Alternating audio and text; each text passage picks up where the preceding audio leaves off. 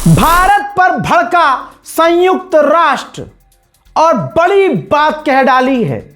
संयुक्त राष्ट्र ने साफ साफ कहा है कि अंतर्राष्ट्रीय कानून का उल्लंघन भारत कर रहा है। भारत इजराइल को हथियार दे रहा है। जिस तरह से इजराइल ने नरसंहार मचाया है, ऐसे में जब हम तमाम देशों को कह रहे हैं कि इजराइल को हथियार मत दो, ऐसे में भारत सरकार, भारत ने इजराइल को हथियार भेजे हैं। यह रही दैनिक भास्कर की रिपोर्ट। कोई गांचट्टा यह ना कह दे कि रजा ने यह अपने मन से खबर दी है। और इसमें दैनिक भास्कर का भी गुनाह नहीं, क्योंकि यूएन का बयान है।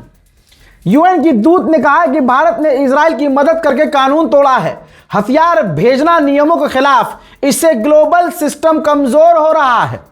हजरात, संयुक्त राष्ट्र की एक रिपोर्ट में भारत के अंतर्राष्ट्रीय कानून के उल्लंघन का आरोप लगाया गया है। रिपोर्ट में कहा गया है कि इजराइल के साथ उसके संबंध यानी उसके रिश्ते और युद्ध के समर्थन को लेकर भारत की कानूनी और नैतिक जिम्मेदारी बनती है।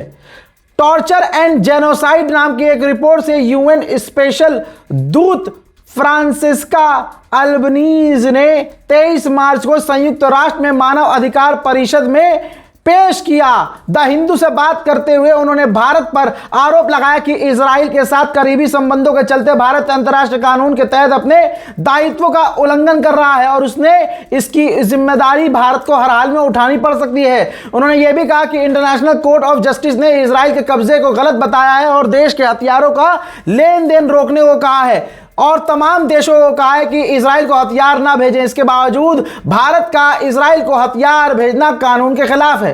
अब आप समझ सकते हैं कि इंटरनेशनल लेवल पर हमारी कितनी बेइज्जती हो रही है। यूएन की अधिकारी ने यह भी कहा है कि हमेशा हक के लिए, सच के लिए, जुल्म के खिलाफ भारत की नीति रही है। भारत बोलता रहा है, जुल्म के खिलाफ, आतंक के खिलाफ बोलता रहा है, लेकिन यह जो मोदी सरकार है फिलहाल उसका रुख बदला नजर आ रहा है। यहां पर यूएन को यह भी ध्यान देना चाहिए, यहां पर तमाम अरब देशों को यह भी ध्यान देना चाहिए कि यह आदमी, ये मेजर गौरव आर्या, जिस यूएन ने साफ कहा है कि हथियार देना गलत है इजराइल को, उस यूएन को यह भी देखना चाहिए कि भारत के अंदर यह जो अपने आप को मेजर कहता है गौरव आर्या, इसने खुले तौर से इजराइल को अपना सगा भाई बताते हुए बड़ी बात कही थी पूरी दुनिया के सामने कि मैं तो कह रहा हूं लेबनान पर 100 बम और मारे और गाजा पर 50 बम और।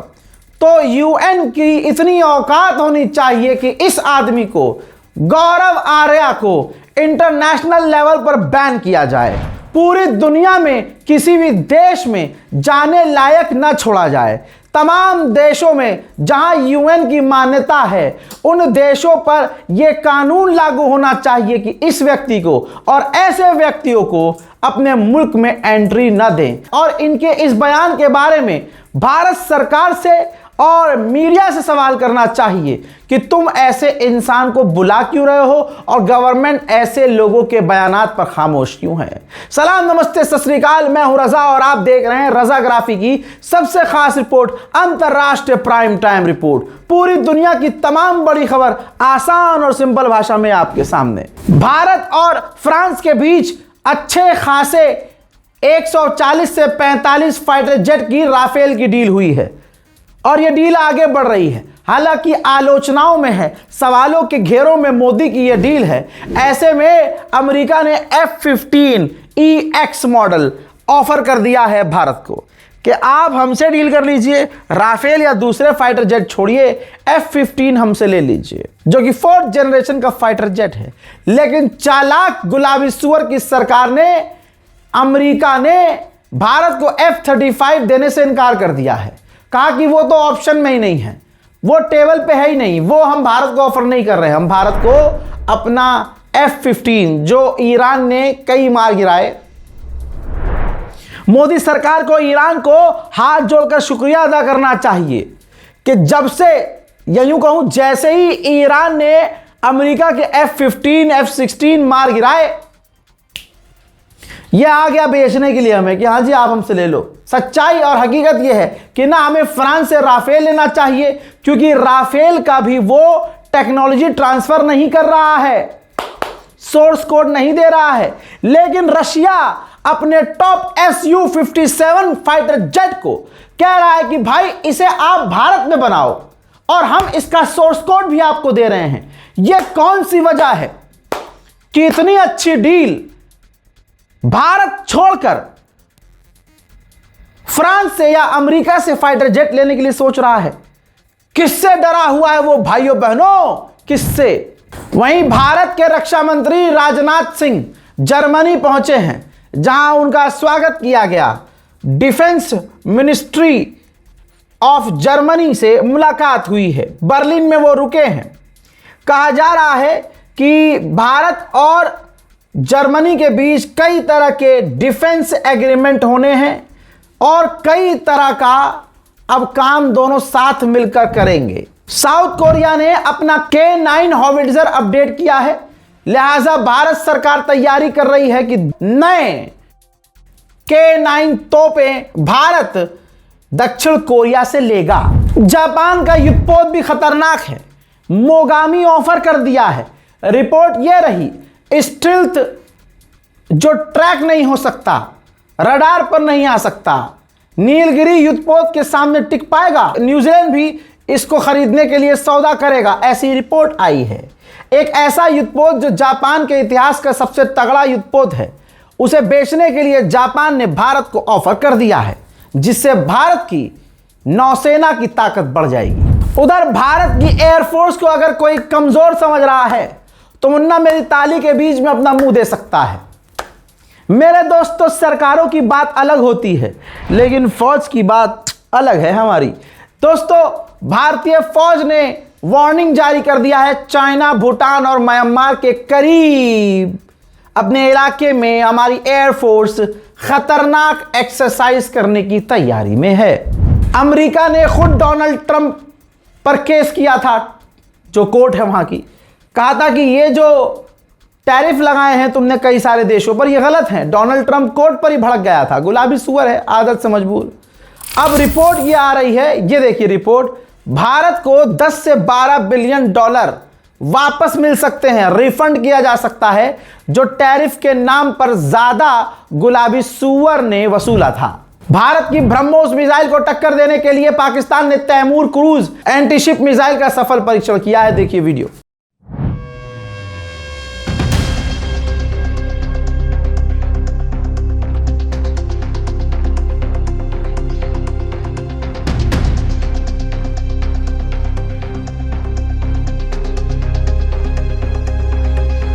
लीबिया अभी भी कई टुकड़ों में है।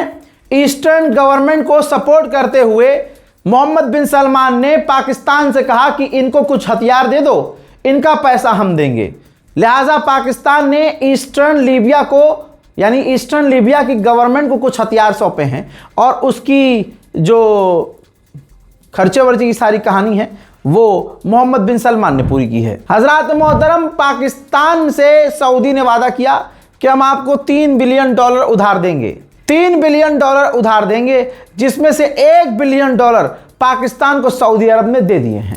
उधर IMF वर्ल्ड बैंक पाकिस्तान को $11 बिलियन का लोन देने वाला है। अब आप पाकिस्तान से होंगे तो कहेंगे ये रजा भाई लो लो लो लो हो गया घोप घोप तुम्हारे साथ। ना ना ना ना ना, मेरे साथ इतनी आसानी से घोप घोप नहीं हो सकता। आप बेचारे जो पाकिस्तानी हैं उनके साथ घोप घोप ऐसे होगा। कैसे? जो $11 बिलियन पाकिस्तान को IMF देने वाला है, उसकी कड़ी शर्तें हैं। यह रही रिपोर्ट, जल्दी जल्दी सुन लीजिए। पहली शर्त यहां से शुरू हो रही है कि बिजली के दामों में बढ़ोतरी करनी होगी, गैस के दाम बढ़ाने होंगे, टैक्स आवाम पर बढ़ाना होगा, सरकारी खर्च में कटौती करनी होगी, सरकारी कंपनियों को प्राइवेट बनाना होगा, यानी सरकारी कंपनियों को बेचना होगा, बाजार ब्याज दरों को नियंत्रण करना होगा, यानी जो ब्याज है उसका जो इंटरेस्ट रेट, यानी जो आपने लोन वो लिया है तो उसका जो इंटरेस्ट रेट है बढ़ाना होगा, विदेशी मुद्रा फॉरेक्स रिजर्व को बढ़ाना होगा, डॉलर अपने पाकिस्तान में इकट्ठा करना होगा, भ्रष्टाचार पर, करप्शन पर रोक लगानी होगी, जो राज्य हैं छोटे छोटे स्टेट, उनको जो सरकार खर्चा देती है वो भी काटना होगा, सब्सिडी जो सरकार अलग अलग चीज़ों पर अपनी आवाम को सब्सिडी देती है वो ख़त्म करनी होगी। सामाजिक सुरक्षा BISP केवल सबसे गरीब तबके के लिए सामाजिक सुरक्षा योजनाओं को बेहतर तरीके से लागू करना होगा। इन शर्तों का सीधा मतलब यह है कि आने वाले समय में पाकिस्तान में महंगाई और बढ़ सकती है। तो पाकिस्तान वालों सुन लो ध्यान से, आपके मुल्क में महंगाई होने वाली है। बिजली के दाम, तेल के दाम, डीजल के दाम, सब चीज़ों के दाम बढ़ने वाले हैं। खाना पानी अनाज सब कुछ महंगा होने वाला है। IMF से लोन लेकर आपका शहबाज शरीफ आपको गरीब और फटीचर हालत में डाल रहा है। उधर पाकिस्तान भारत को झटके पर झटका दे रहा है। एक लंबा समय ऑपरेशन सिंदूर को हो चुका है, लेकिन अभी भी ये रही रिपोर्ट, पाकिस्तान ने 24 मई तक के लिए अपने एयर स्पेस को बंद कर दिया है और बढ़ा दिया है। अभी तक बंद था और ऐसा लग रहा था कि अब खोल देगा पाकिस्तान, लेकिन नहीं भाई साहब, 24 मई तक के लिए अपने एयर स्पेस को बंद कर रखा है, आगे तक के लिए बंद कर रखा है। कहा जा रहा है पहलगांव अटैक के बाद दोनों देशों के बीच तनाव हुआ था, फिर भाई लड़ाई दंगा हो गया था। उसके बाद पाकिस्तान ने भारतीय जहाज़ों के लिए अपना एयर स्पेस बंद कर दिया था और अब लग रहा था कि वो प्रतिबंध हट जाएगा, लेकिन पाकिस्तान ने ऐसा नहीं किया। पाकिस्तान ने 24 मई तक के लिए और बढ़ा दिया है वक्त कि भैया अभी भी हम हिंदुस्तान के लिए अपने एयर स्पेस को नहीं खोलेंगे। उधर भाई साहब मैं तो सोच रहा हूँ नेपाल चल लेते हैं, फायदे में रहेंगे। नेपाल की जो नई सरकार आई है बालन शाह की, उसने पता है क्या करा है? ओह सॉरी यार, मेरी तो सरकारी नौकरी नहीं है, मैं नहीं जा रहा कहीं। सुनिए, बालन शाह की सरकार ने कहा है, ऐलान किया है, कानून बदल दिया है, महीने में दुनिया में एक बार तनख्वाह मिलती है लोगों को, एक बार तनख्वाह मिलती। लेकिन नेपाल की बालन सरकार ने कहा है कि ना, महीने में सरकारी कर्मचारियों को 2 बार तनख्वाह मिलेगी, पहले 15 दिन में, फिर दूसरा 15 दिन में। बल्ले बल्ले हो गई भाई। जापान खतरनाक हो रहा है, घातक हो रहा है। जापान का पहले कानून यह था कि हम लीथल हथियार किसी को बेचेंगे नहीं। जापान ने उस कानून को ख़त्म कर दिया है। वही महिला प्रधानमंत्री जब बनी है जापान की, तो भाई सब कुछ उल्ट पुल्ट हो गया है। ये देखिए, रिपोर्ट ये है कि 50 साल बाद कानून बदला और ऑस्ट्रेलिया के साथ $7 अरब का समझौता किया। जापान अब दुनिया भर के देशों को अपने खतरनाक लीथल हथियार भी बेचेगा। जापान में एक घटना भी हुई है, ड्रिल हो रही थी, फौजी ड्रिल कर रहे थे, एक टैंक था, तोप थी, तोप के अंदर से तोप चलाई गई तो वो तोप का गोला बाहर निकलने के बजाय तोप का गोला टैंक में ही फट गया, जिसमें मौजूद टैंक में 3 जापानी फौजी मारे गए। उधर चाइना जापान पर भड़क गया है, कहा कि अपना रैकलेस जो ये चेहरा दिखा रहा है ये बर्दाश्त नहीं करेंगे। ये कानून बदल रहा है, फौज तैनात कर रहा है, हथियार बेच रहा है, हथियार बना, ये कर क्या रहा है, हम इसे बर्दाश्त नहीं करेंगे। चाइना ने ईरान को देखा, सीखा और फिर अपना एक एयरक्राफ्ट कैरियर ताइवान के स्ट्रेट में भेज दिया। ताइवान के समुद्र के इलाके में एक रास्ता है, वहां भेजकर तैनात कर दिया। टीपू बन रहा है, टीपू, चाइना टीपू। मेरे दोस्तों, इस वातनी नाम का एक देश है अफ्रीका का, बहुत छोटा सा। ये उन 12 देशों में शामिल है जो केवल पूरी दुनिया के सिर्फ वही 12 देश ताइवान को देश होने की मान्यता देते हैं, बाकी कोई मान्यता नहीं देता। अब ताइवान के प्रेसिडेंट इस्वानी मुल्क में जाने वाले थे। चाइना ने इतना प्रेशर बनाया उस मुल्क पर, अफ्रीका के, कि भैया ये बात ताइवान के प्रेसिडेंट को पता चली और ताइवान के प्रेसिडेंट को अपना दौरा रद्द करना पड़ा। इटली की प्रधानमंत्री मेलोनी का अपमान रूस के चैनलों ने किया। आलोचना करते हुए कई अपशब्दों का इस्तेमाल किया और कहा कि इटली ने तमाम अपने साथियों को, यहां तक कि अमेरिका को भी धोखा दिया और ईरान के खिलाफ कुछ नहीं किया, है ना। तो भाई इटली भड़क गया, तो इटली ने रूस के एम्बेसडर को इतनी सी बात पे समन कर लिया। मैक्सिको के अंदर 2 अमरीकी मारे गए थे एक कार के अंदर, और 2 उनके साथ मैक्सिकन लोग थे, मैंने बताया था। और वहां ड्रग कार्टेल के खिलाफ वो ऑपरेशन चल रहा था वहां पे। तो वो जो 2 अमरीकी मारे गए ना, एम्बेसडर में काम करने वाले अधिकारी, वो कोई आम लोग नहीं थे, वो दोनों CIA के एजेंट थे और मैक्सिको के अंदर ड्रग कार्टेल के खिलाफ काम कर रहे थे। खलास हो गए हैं। मेरे दोस्तों, एक कांड हुआ है। नॉर्थ कोरिया तेजी से यूरेनियम बढ़ा रहा है और परमाणु हथियार तो भाई वो बनाता ही रहता, खेल है उसके लिए। अब उस पर नजर रखता है अमेरिका, पूरी दुनिया की जासूसी करता है अमेरिका। अमेरिका ने सारी जानकारी चुराई, समझी, पढ़ी और सीक्रेट जानकारी नॉर्थ कोरिया की उसके दुश्मन साउथ कोरिया को दे दी।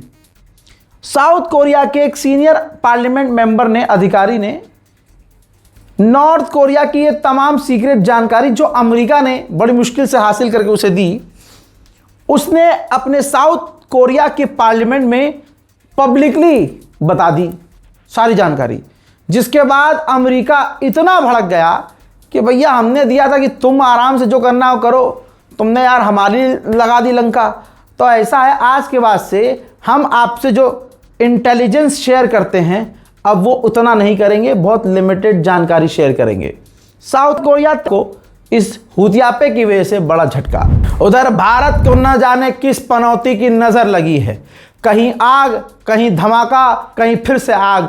3-4 दिन से यही देख रहे हैं। विरुधुनगर तमिलनाडु के इलाके में बड़ा धमाका हुआ जिसमें कम से कम 23 लोग मारे गए। भारत के लिए यह काला दिन था भाई। ये जो फैक्ट्री थी जहां धमाका हुआ, यहां पर पटाखे बनते थे, तो ऐसा धमाका हुआ कि 23 लोग ऑन द स्पॉट मारे गए और 6 बुरी तरह से घायल हैं। रूस के इंटीरियर मिनिस्टर नॉर्थ कोरिया पहुंचे। नॉर्थ कोरिया में उन्होंने किम जोंग उंग पुंग सुंग से मुलाकात की और फिर उस चुंदे के साथ खूब देर बात की, घूमे फिरे, मौज मस्ती की और फिर एक ऐसी रोड का दोनों ने मिलकर उद्घाटन कर दिया जो नॉर्थ कोरिया को रशिया से डायरेक्ट जोड़ता है। उधर अमेरिका के टेक्सास में एक ऑयल रिंग में धमाका हो गया है।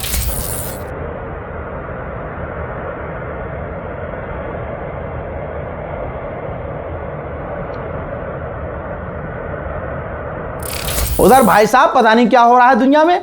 म्यांमार में एक फ्यूल टैंकर में आग लगी और धमाका हो गया।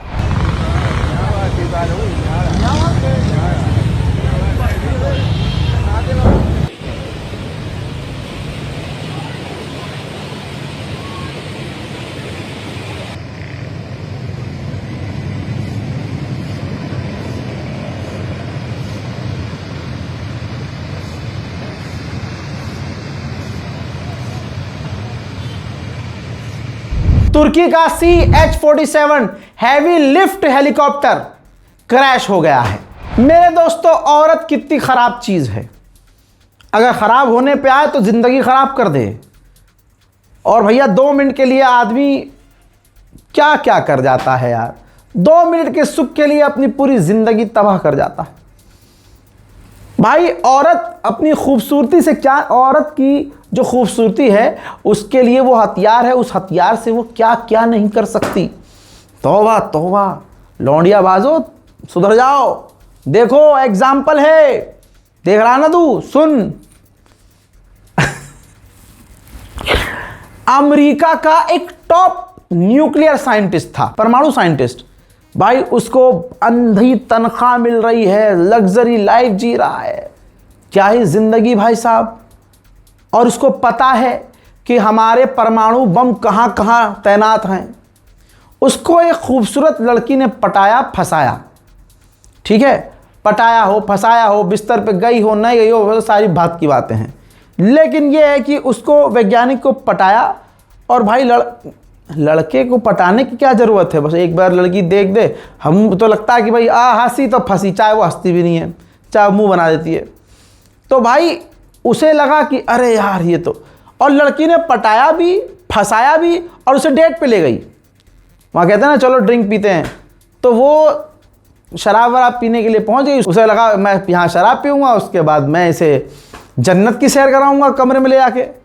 हुआ उल्टा कुछ, उसने स्टिंग ऑपरेशन कर दिया। ये देखो सामने जो कोर्ट में बैठा आदमी है वो है वैज्ञानिक एंड्रयू हग। इस बंदे को अमेरिका के परमाणु हथियार कहां कहां है उसकी जानकारी थी, क्योंकि भाई न्यूक्लियर वैज्ञानिक था। बातों बातों में एक पैग में ही उसने अमेरिका के तमाम जो ज़्यादातर परमाणु बम जहां जहां तैनात हैं भाई हक दिया, सब बता दिया लौंडिया को। देख रहे हो लड़कियों की ताकत। और लड़के परमाणु से नहीं डरते, किसी चीज से नहीं डरते, ऐसी चीजों से डरते हैं भाई। और जाते भी लौंडे तेज हैं। लौंडिया देखे नहीं हम, लो बेटा लग गई लंका, निकाल दिया है अमेरिका ने इसे। अब आगे की जिंदगी इसकी कितनी मुश्किल होगी। हिंदुस्तान में रहने वाले लोगों से ज्यादा मैं कहूंगा जो लड़के हैं कि भैया भारत में 76 बहुत सबसे आसान लगता है, आसान और कमाई का जरिया ये है। एक दिन बताऊंगा किसी दिन टाइम निकाल के कि भारत के अंदर 76 केस लगाकर किस तरह से उगाही और कमाई का काम चल रहा है, और ये अच्छे अच्छे घर की लड़कियां तक कर रही हैं।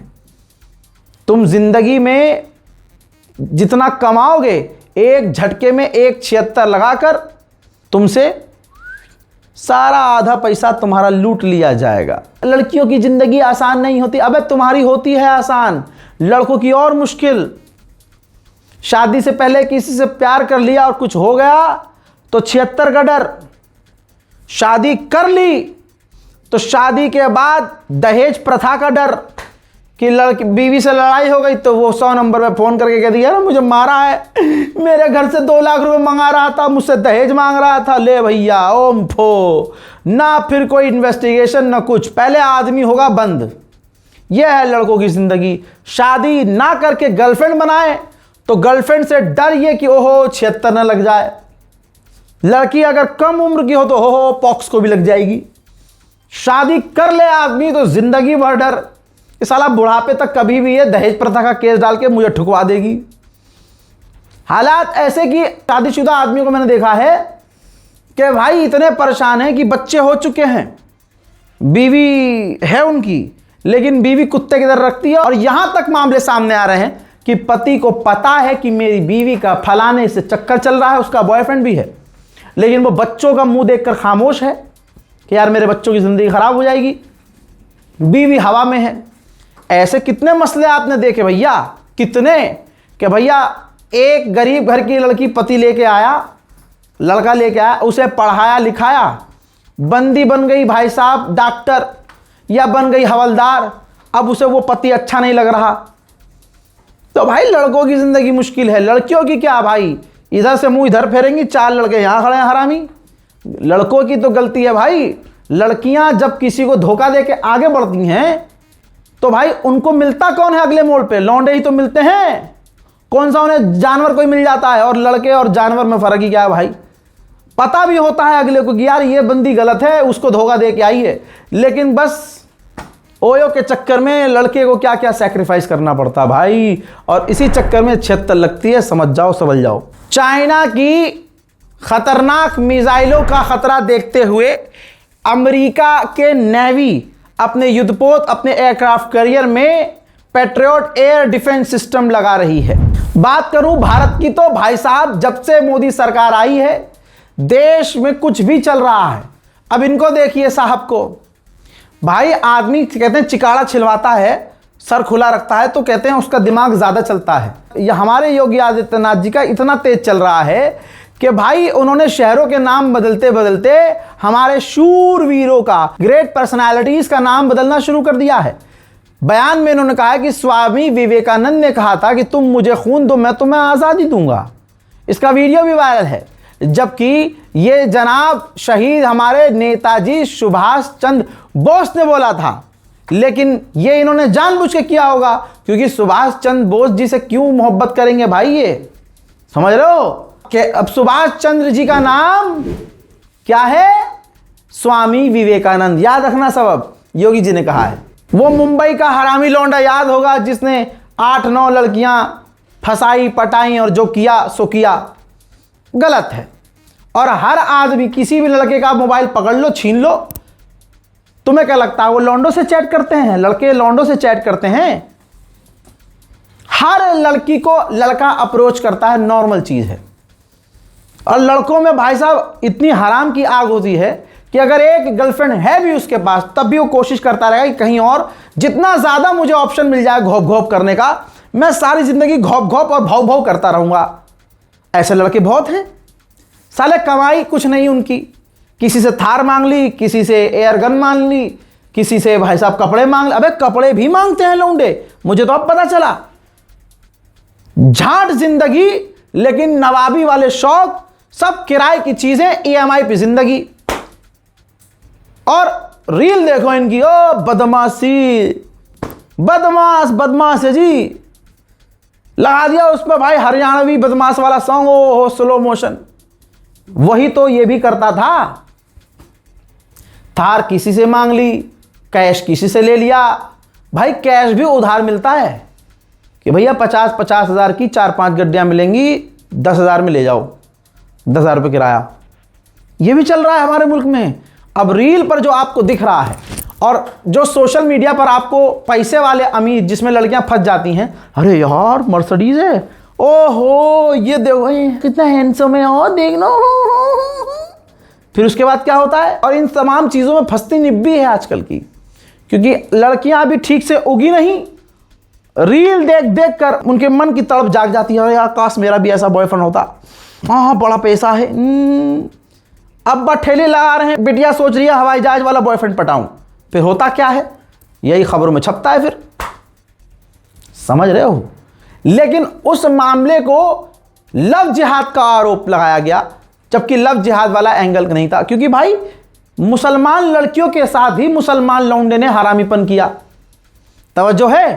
अब ये लव जिहाद क्यों नहीं बना, और नाम भी गायब है। इंडिया टीवी का ये न्यूज अपडेट है कि प्यार के नाम 20 से ज्यादा नाबालिग लड़कियों को किया ब्लैकमेल। अब आप सोचिए, गोदी मीडिया का इतना बड़ा चैनल अगर नाम नहीं लिख रहा है बलात्कारी का, तो आप समझ जाइए हिंदू समुदाय से है। मैं बता देता हूं कि एक्यूज का नाम क्या क्या है।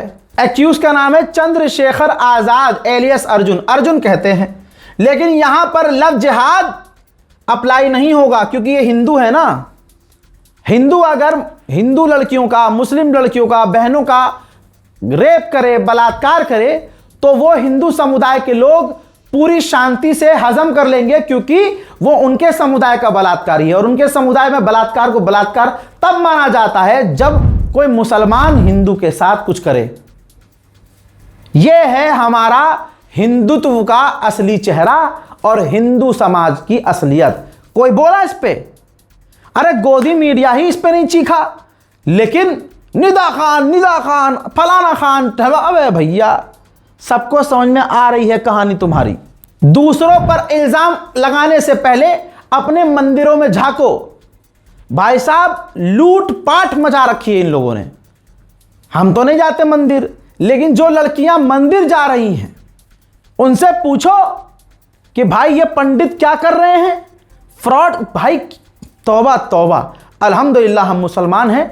हमारे मस्जिद में जाकर देख लेना, करोड़पति होगा एक, और उसके बाजू में बैठने वाला गरीब ठेला लगाने वाला भी बैठा होगा एक।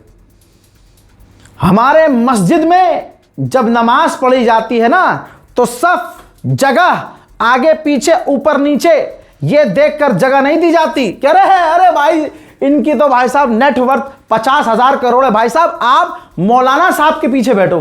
अरे साहब आप तो नमाज ही पढ़ाओ भाई साहब। अरे कहाँ साहब, हमारे यहाँ नहीं होता। सुनना है बहन को मेरी, सुनिए। गाइस मैं जगन्नाथपुरी आई हूँ उड़ीसा में, और हम लोग का इतना खराब एक्सपीरियंस रहा गाइस। मतलब हमारा सनातन गाइस बहुत ही ज्यादा करप्ट हो गया है। मतलब तुम एक मंदिर नहीं जाओगे जहाँ पे तुम्हें ये पंडित लोग का जो धंधा है, और बहुत खराब धंधा है, उससे तुमको सामना ना करना पड़े। जगन्नाथपुरी आए थे, हमें लगा था बहुत अच्छा रहेगा, बहुत अच्छा दर्शन होगा, लेकिन ऐसा कुछ नहीं हुआ। आरती के लिए एक मतलब तुम्हें अंदर जाने के लिए पंडित को पैसा देना है, फूल चढ़ाने के लिए पंडित को पैसा देना, हर चीज के लिए तुमको पंडित को पैसा देना है।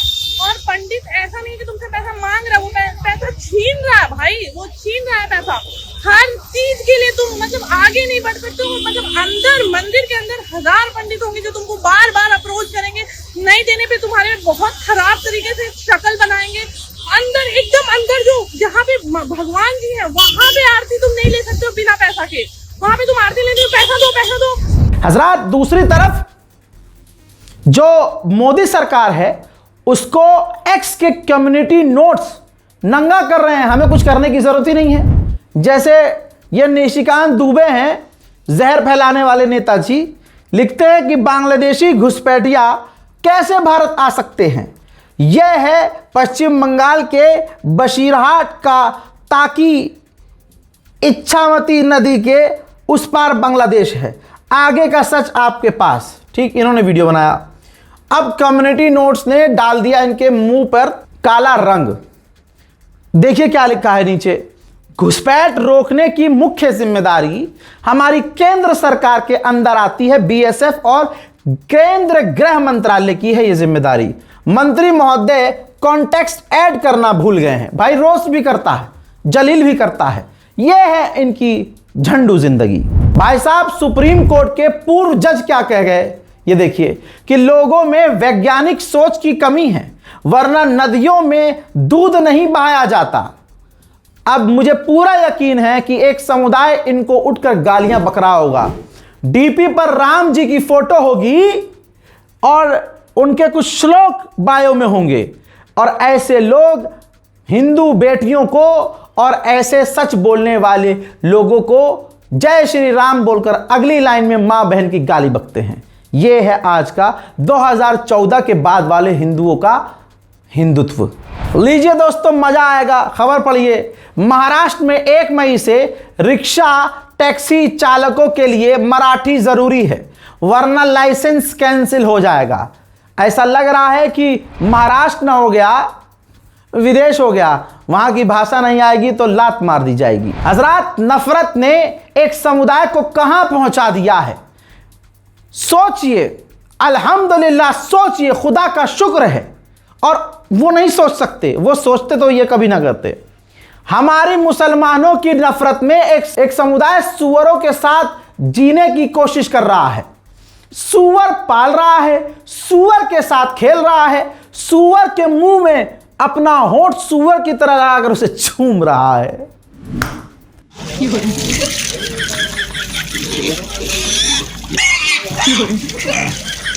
चालू है भाई, हाँ वीडियो चालू है।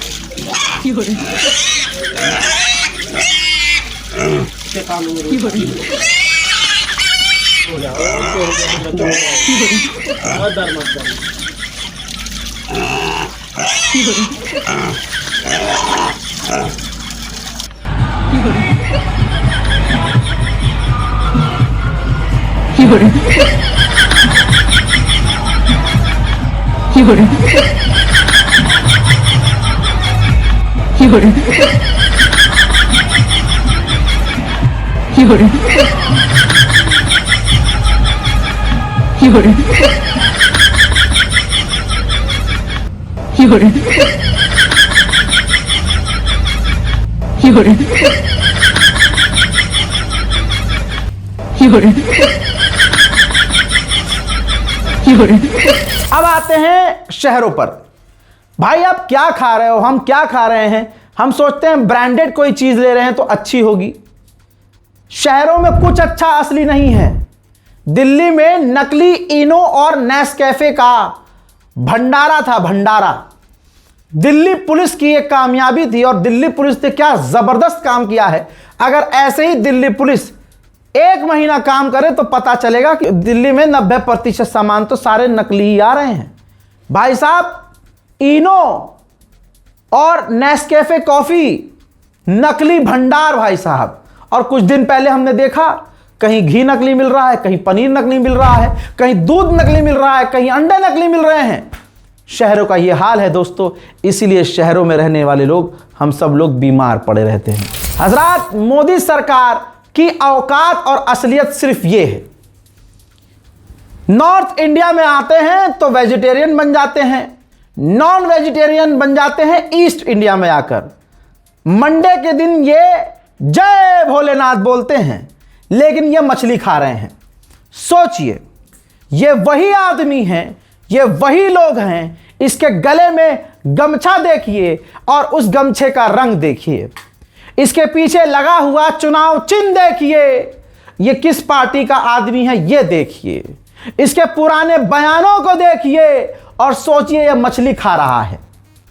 जो अभी बकरीद पर जो समुदाय के लोग, जिस धर्म के लोग ज्ञान पेलने आ जाएंगे कि अरे जीव है, बकरा तो जीव है, नहीं कर, अरे ये है औकात तुम्हारी। औकात देखो, औकात, यह है औकात तुम्हारी। सुअरों के साथ खेलने कूदने और खाने वालों, यह है औकात तुम्हारी। अब ये जीव नहीं है, मछली जीव नहीं है, ना ना ना, दोगलापन है इनका। बंगाली का मच्छी कैसी है? बहुत स्वादिष्ट, आप भी खाइए ना। अनुराग जी, ममता दीदी कहती है, हाँ जी, ममता दीदी कहती है कि बीजेपी आएगी तो बंद कर देगी मछली।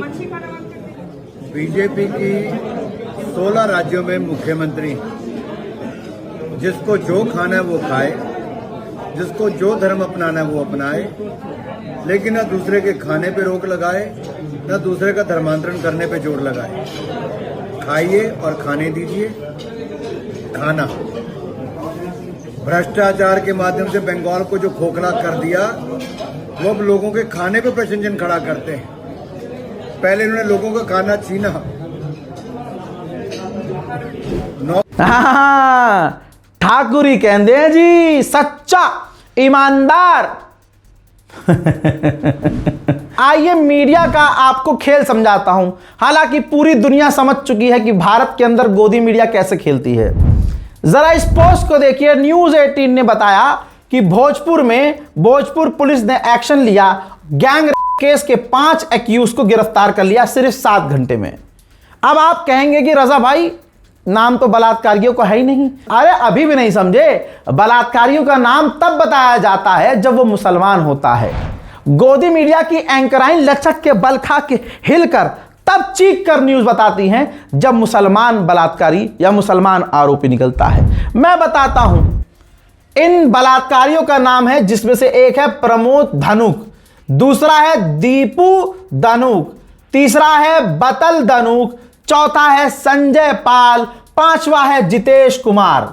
पांचों ने मिलकर एक लड़की की इज्जत को तार तार किया। अब अगर ये मुसलमान होते तो सीधा इस्लाम पर सवाल उठता, मजहब पर सवाल उठता। अब इनके मजहब में यही सिखाया जाता है, इनके हिंदुत्व में यही सिखाया जाता है। क्या ये हम सवाल कर सकते हैं? मेरे दोस्तों, मैं क्या बताऊं, बेगैरत लोग बेगैरत ही होते हैं। आप योगी आदित्यनाथ जी की एक वीडियो देखिए। 2024 में उन्होंने कहा कि $1 ट्रिलियन की इकोनॉमी होने वाली है। फिर उन्होंने कहा कि 2027 तक हम उत्तर प्रदेश को $1 ट्रिलियन इकोनॉमी तक ले जाएंगे। फिर कहते हैं 2000, मतलब ये चल रही है कहानी। अरे भैया, देखना चाहते हैं? देखिए। 2024-25 तक उत्तर प्रदेश को $1 ट्रिलियन की इकोनॉमी बनाने का योगी सरकार का लक्ष्य। सीएम योगी ने उद्योग जगत का मांगा सहयोग। हम लोग आदरणीय प्रधानमंत्री जी के विजन के अनुरूप 2027 तक उत्तर प्रदेश की अर्थव्यवस्था को $1 ट्रिलियन की इकोनॉमी और 29 में उत्तर प्रदेश $1 ट्रिलियन की इकोनॉमी भी बनेगा और देश की सबसे बड़ी अर्थव्यवस्था भी बनेगा। इस बात के लिए मैं पूरे सदन को आश्वस्त करता हूं। यह हाल हमारे मुल्क का है तो बताइए मुल्क की बात कैसे की जाए। फिलहाल इस रिपोर्ट को शेयर कीजिए। अंतर्राष्ट्रीय प्राइम टाइम में इतना ही। जय हिंद।